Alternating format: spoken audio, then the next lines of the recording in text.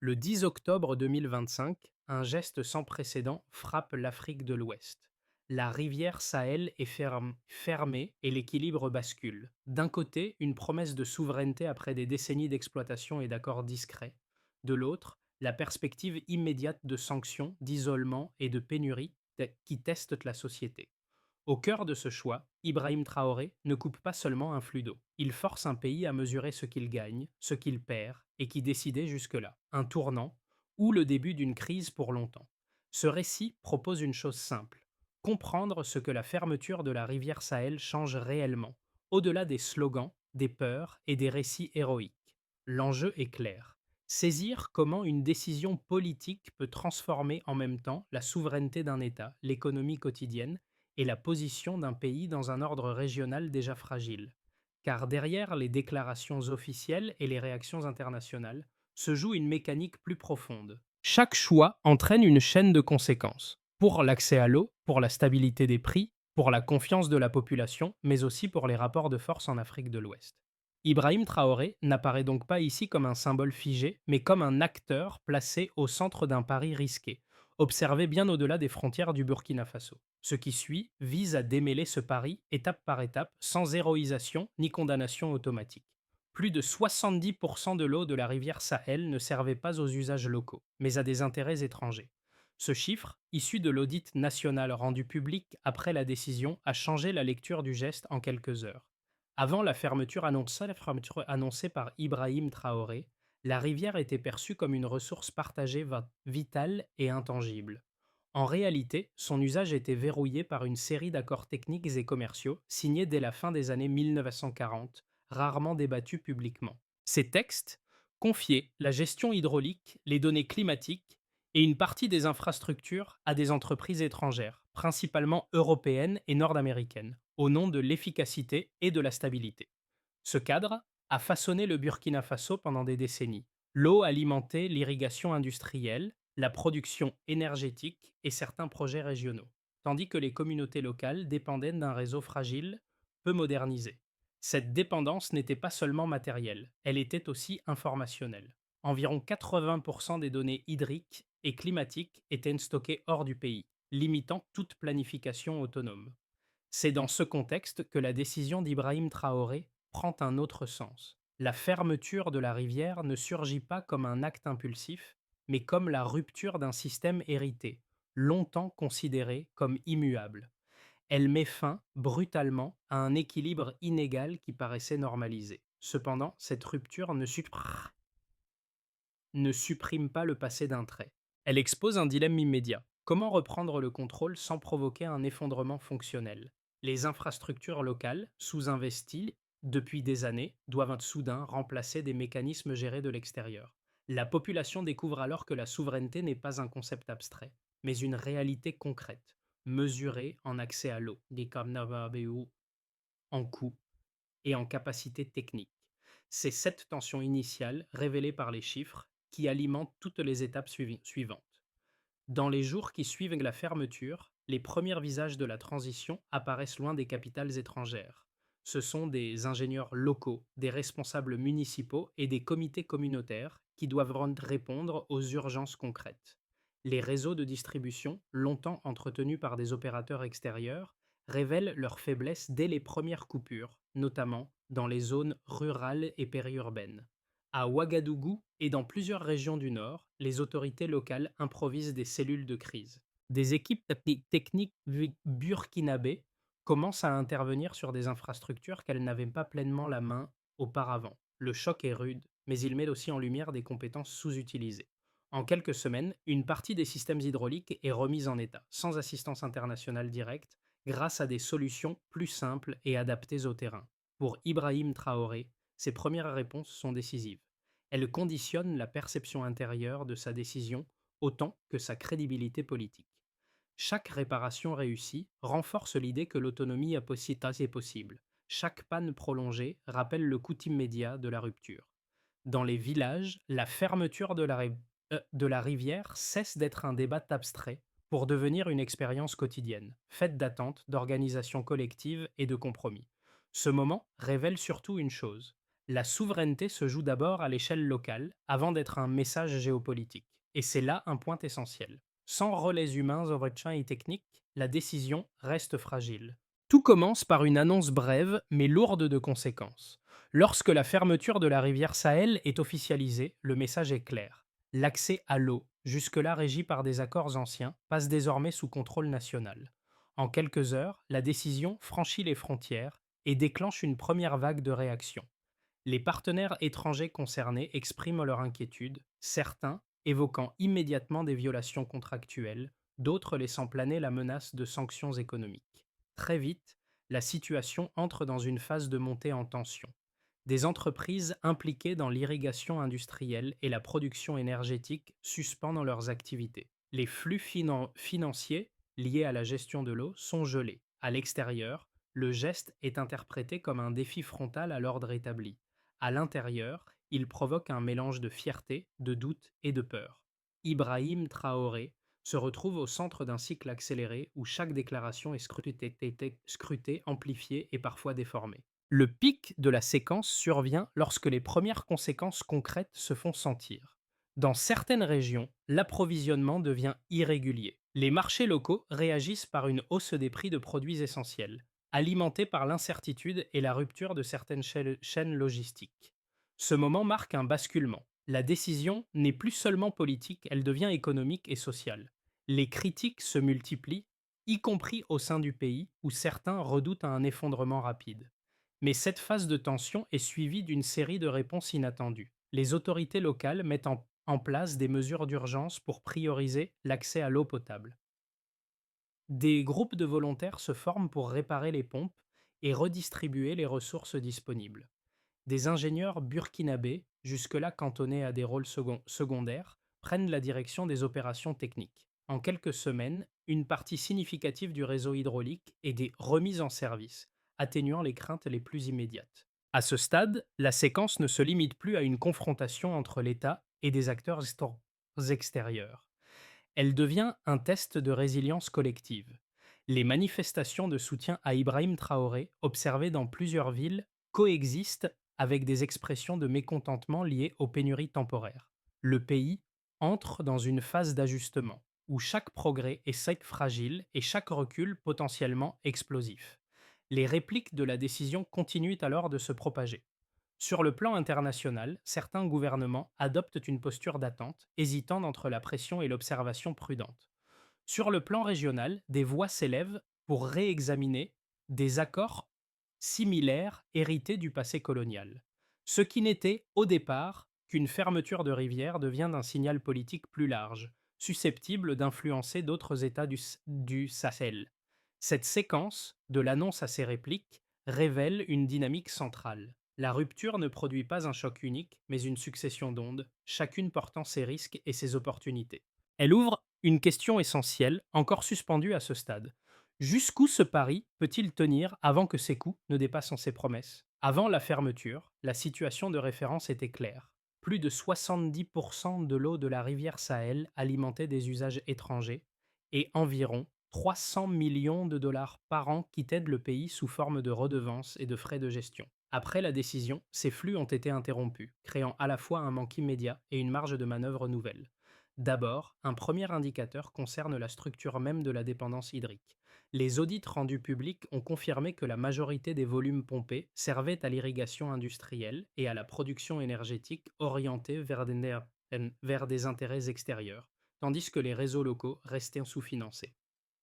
Ce déséquilibre explique pourquoi la fermeture a provoqué des pénuries visibles. Le système n'était pas conçu pour prioriser les besoins internes. La donnée brute de 70% n'est pas seulement un chiffre choc. Elle résume des décennies d'arbitrage technique défavorable au territoire. Ensuite, un deuxième indicateur porte sur l'impact financier. La suspension des contrats a permis de conserver environ 300 millions de dollars qui étaient auparavant versés à l'étranger. Cette somme, rapportée à l'économie burkinabé, représente une capacité budgétaire nouvelle mais contrainte. Elle ne suffit pas à transformer instantanément les infrastructures, mais elle offre un levier immédiat pour financer des réparations, des salaires techniques et des achats d'équipements de base. Autrement dit, l'arrêt des paiements ne crée pas une richesse soudaine, il libère un espace d'action limité mais décisif. Enfin, un troisième indicateur mesure la capacité de réponse interne. En moins de 8 semaines, près de 60% du réseau hydraulique a été remis en fonctionnement partiel par des équipes locales. Ce chiffre doit être lu avec prudence. Il ne signifie pas un retour à la normale, mais une stabilisation minimale. Chaque point de pourcentage restauré correspond à des zones où l'accès à l'eau a été rétabli de manière intermittente, réduisant la pression sociale la plus immédiate. Cette progression rapide indique surtout que des compétences existaient, mais restaient sous-utilisées dans l'ancien modèle. Ces trois données dessinent une trajectoire plutôt qu'un verdict. La dépendance était profonde, les coûts financiers réels et la capacité locale partielle mais tangible. Pour Ibrahim Traoré, ces chiffres deviennent des arguments centraux. Ils permettent de soutenir que la rupture n'est pas un saut dans le vide, mais une réallocation brutale de contraintes déjà existantes. Toutefois, ils révèlent aussi les limites du discours souverainiste. La marge gagnée reste fragile, et chaque retard technique peut annuler les bénéfices politiques. Ce basculement quantitatif modifie la perception du risque. Avant, le danger était diffus et masqué par des accords stables.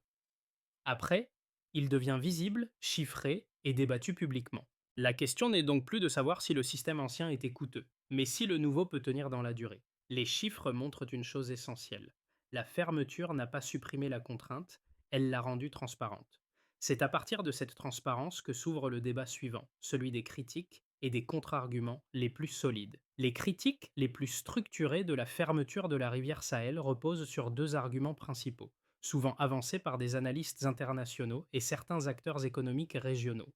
Le premier concerne le risque macroéconomique. Selon eux, rompre brutalement avec des partenaires établis expose le Burkina Faso à une contraction durable des investissements, à une perte de crédibilité financière et à un isolement qui dépasse largement le secteur de l'eau. Dans un pays déjà fragile, cette rupture pourrait amplifier les pénuries, affaiblir le secteur privé local et créer une spirale difficile à inverser. Le second argument porte sur la capacité technique. Même si des progrès rapides ont été observés, les critiques estiment que restaurer partiellement des infrastructures ne suffit pas à garantir une gestion hydrique stable sur le long terme. Ils soulignent la dépendance persistante aux données climatiques, aux technologies de maintenance avancées et aux financements externes. Sans accès à ces ressources, la transition risquerait de s'enliser, transformant un acte de souveraineté en vulnérabilité structurelle prolongée. Ces deux points méritent d'être pris au sérieux. Ils décrivent des risques réels, observés dans d'autres contextes où des ruptures rapides ont conduit à des crises prolongées. Toutefois, les données issues des premiers mois apportent une nuance importante. La perte d'investissements étrangers est partiellement compensée par la rétention de flux financiers auparavant sortants, ce qui modifie l'équation budgétaire. De plus, la remise en fonctionnement de près de 60% du réseau hydraulique en moins de 2 mois montre que la capacité technique locale, bien que limitée, est plus élevée que ce que supposaient les scénarios pessimistes. La réponse des partisans d'Ibrahim Traoré ne consiste pas à nier les risques, mais à les requalifier. Selon eux, le modèle antérieur garantissait une stabilité apparente au prix d'une dépendance profonde et coûteuse. La fermeture n'a pas créé la fragilité, elle l'a révélée. Le pari consiste à accepter une phase d'instabilité visible pour reconstruire des marges d'autonomie progressivement, plutôt que de maintenir une stabilité conditionnelle dictée de l'extérieur. Ainsi, le cœur du désaccord ne porte pas sur les faits, mais sur l'horizon temporel. Les critiques évaluent la décision à court terme en termes de choc immédiat. Les défenseurs la jugent à moyen et long terme, comme une tentative de rééquilibrage structurel. C'est cette divergence de temporalité, plus que l'idéologie, qui structure le débat. Au milieu des débats économiques et diplomatiques, un déplacement plus discret s'opère. La fermeture de la rivière Sahel ne modifie pas seulement la répartition des ressources, elle transforme la vitesse de décision à l'intérieur du pays. Là où les arbitrages passaient auparavant par des circuits longs, techniques et souvent externalisés, les choix deviennent plus directs, parfois plus risqués, mais aussi plus rapides. Ce changement de cadence est visible dans la manière dont les priorités sont redéfinies. Les autorités locales, privées de solutions clés en main venues de l'extérieur, doivent hiérarchiser immédiatement. Eau potable d'abord, irrigation ensuite, production énergétique en dernier recours. Cette contrainte impose une clarté nouvelle. Elle réduit les zones grises qui permettaient auparavant de repousser les responsabilités derrière des accords ou des partenaires étrangers. Pour Ibrahim Traoré, ce basculement constitue un point d'un médian stratégique. La décision initiale a créé le choc. Les premières données ont mesuré la perte et le gain, mais cette phase révèle autre chose, la capacité d'un État à fonctionner sans filet. La souveraineté cesse d'être un slogan politique et devient un exercice quotidien de priorisation, exposé aux critiques internes comme externes. Cette accélération n'est pas sans coût. Elle augmente la pression sur les institutions, sur les techniciens et sur la population. Mais elle produit aussi un effet inattendu. Les conséquences des choix deviennent visibles presque immédiatement. Chaque succès est attribué à une décision locale, chaque échec ne peut plus être imputé à un acteur lointain. C'est à ce point précis que la fermeture cesse d'être un événement isolé. Elle devient un révélateur de gouvernance, un test permanent dont les résultats commencent à se voir concrètement dans la vie du pays. Les effets de la fermeture de la rivière Sahel ne se manifestent pas de manière uniforme. Ils se répartissent selon 4 groupes clés, chacun exposé à des contraintes et à des opportunités distinctes, révélant la complexité du pari engagé. Pour la population, l'impact est d'abord quotidien. Dans certaines zones urbaines, l'accès à l'eau devient intermittent, obligeant les ménages à adapter leurs routines et à recourir à des systèmes de stockage improvisés. Dans les zones rurales, la pression est plus forte, car l'irrigation artisanale dépend directement de réseaux fragiles. Pourtant, cette contrainte déclenche aussi une mobilisation collective. Des comités d'eau se forment, des réparations communautaires sont organisées et la gestion locale devient plus participative. La décision d'Ibrahim Traoré est alors vécue non seulement comme une épreuve, mais comme une responsabilisation forcée. Pour l'économie nationale, les conséquences sont ambivalentes. À court terme, la rupture des contrats et la suspension de certaines activités entraînent une baisse de production et une hausse des coûts logistiques. Les marchés réagissent par des augmentations de prix sur des produits de base alimentés par l'incertitude. Mais, en parallèle, la rétention d'environ 300 millions de dollars auparavant versés à l'étranger offre un amortisseur partiel. Ces ressources permettent de financer des réparations urgentes et de soutenir des secteurs clés, limitant un effondrement généralisé. L'économie ne s'accélère pas, mais elle évite le scénario du choc brutal. Pour les entreprises, le contraste est marqué. Les multinationales liées à la gestion de l'eau et de l'énergie suspendent ou cessent leurs opérations, laissant derrière elles des infrastructures inachevées. Ce retrait crée un vide immédiat, mais aussi un espace. Des acteurs locaux émergent pour reprendre certaines fonctions, souvent avec des moyens plus modestes, mais une meilleure connaissance du terrain. Des initiatives entrepreneuriales se développent autour de solutions mécaniques simples et de technologies adaptées, illustrant une recomposition progressive du tissu économique. Enfin, à l'échelle régionale, la décision dépasse largement les frontières du Burkina Faso. Des pays voisins observent attentivement l'expérience, certains responsables politiques évoquant la nécessité de réexaminer des accords hydriques similaires. La fermeture de la rivière Sahel devient un précédent potentiel. Pour Ibrahim Traoré, cet effet d'entraînement représente à la fois un atout symbolique et un risque diplomatique, car il peut renforcer la coopération régionale autant qu'alimenter des tensions. Ces 4 niveaux montrent une réalité essentielle. La décision ne produit pas un résultat unique, mais une mosaïque de conséquences. Elle redistribue les coûts et les bénéfices de manière inégale, obligeant chaque groupe à s'adapter. C'est dans cette adaptation différenciée que se joue la viabilité du pari engagé. À ce stade, l'expérience burkinabé ouvre 3 trajectoires plausibles pour les mois à venir. Elles ne sont ni des prédictions, ni des promesses, mais des cadres de lecture pour comprendre ce qui pourrait suivre selon les choix opérés et les contraintes rencontrées. Dans le scénario de base, la situation reste tendue mais gérable. Les sanctions potentielles demeurent limitées, les partenaires internationaux adoptant une posture d'attente prudente. Le Burkina Faso poursuit la remise en état progressive de ses infrastructures hydrauliques, sans parvenir à une couverture complète, mais en évitant les pénuries généralisées. Les économies réalisées, grâce à l'arrêt des paiements extérieurs, sont utilisées pour stabiliser les services essentiels.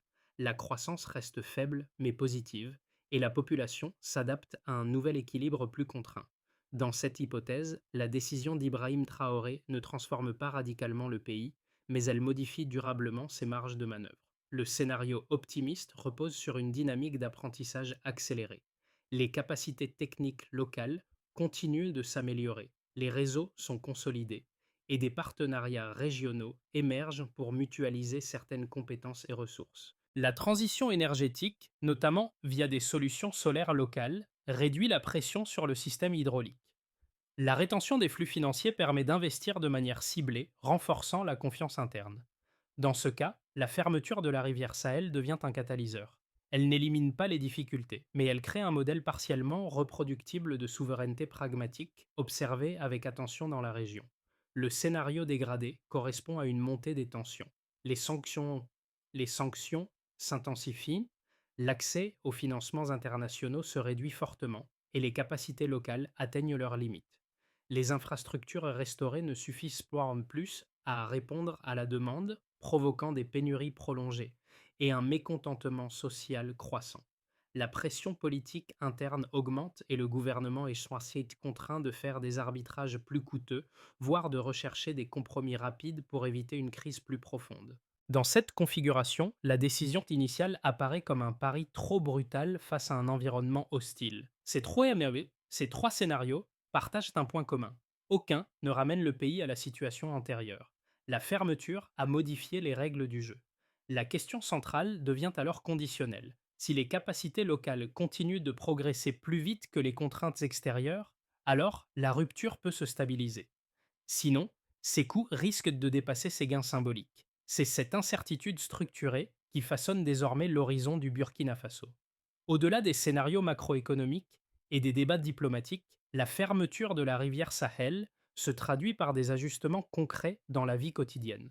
Pour de nombreux ménages urbains, l'accès à l'eau devient moins prévisible.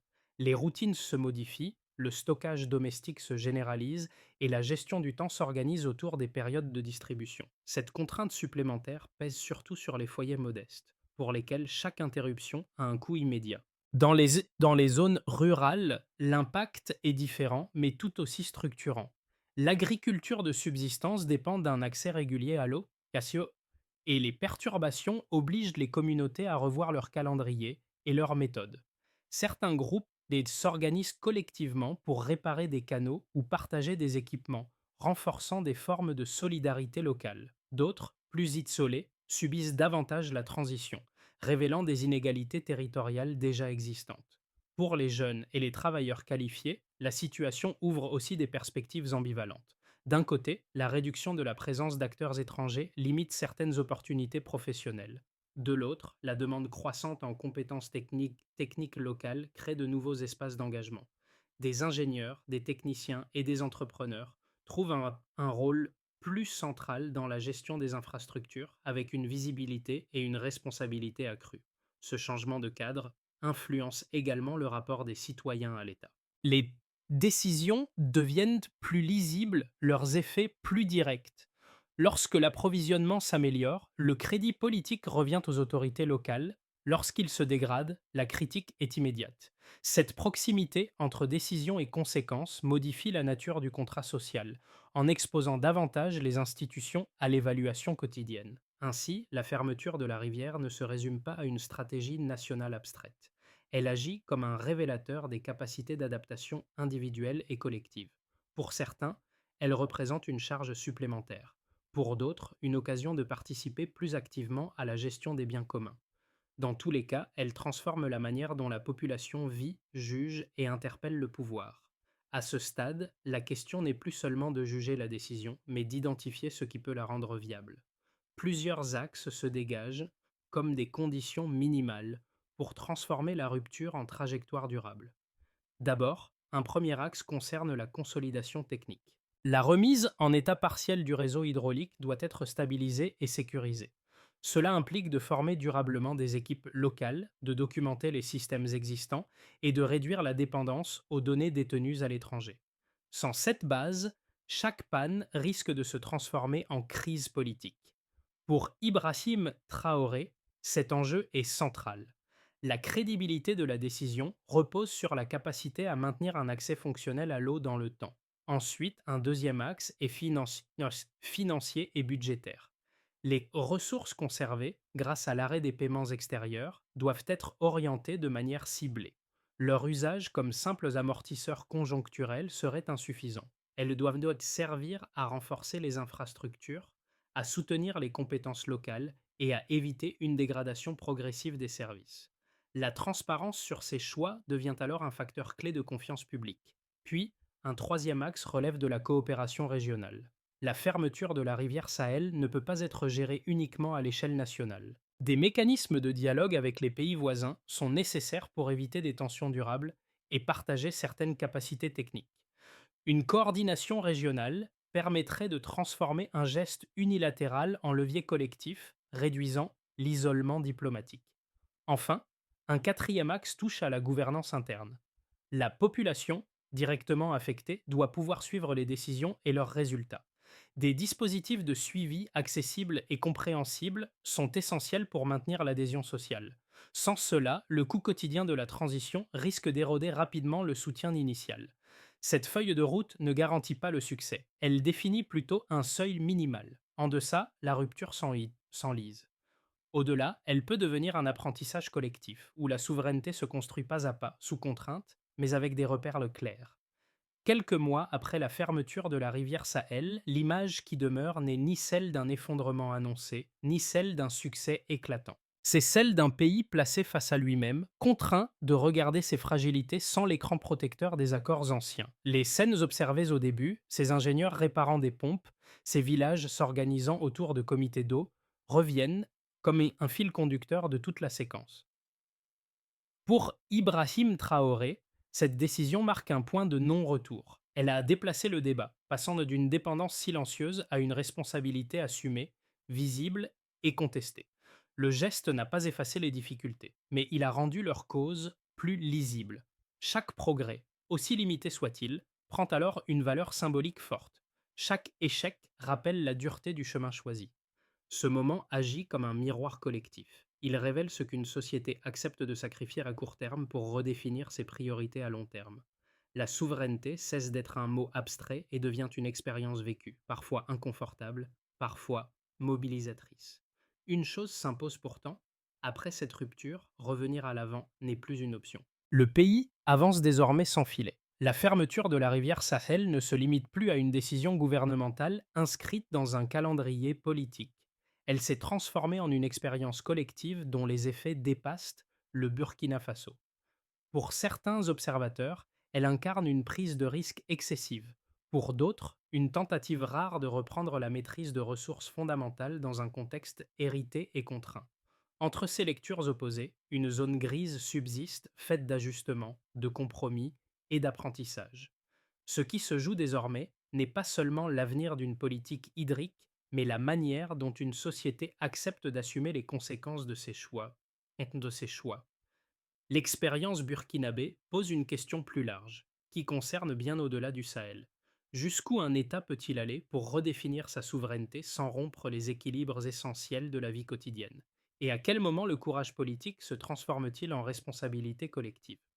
Observer cette trajectoire, c'est aussi interroger nos propres repères. La stabilité doit-elle toujours primer sur l'autonomie? Le risque est-il parfois le prix d'un rééquilibrage nécessaire? Le cas du Burkina Faso ne fournit pas de réponse définitive, mais il oblige à penser autrement les liens entre ressources, pouvoir et société. La suite de cette histoire reste ouverte, et elle se construit chaque jour dans les décisions visibles comme dans les choix silencieux.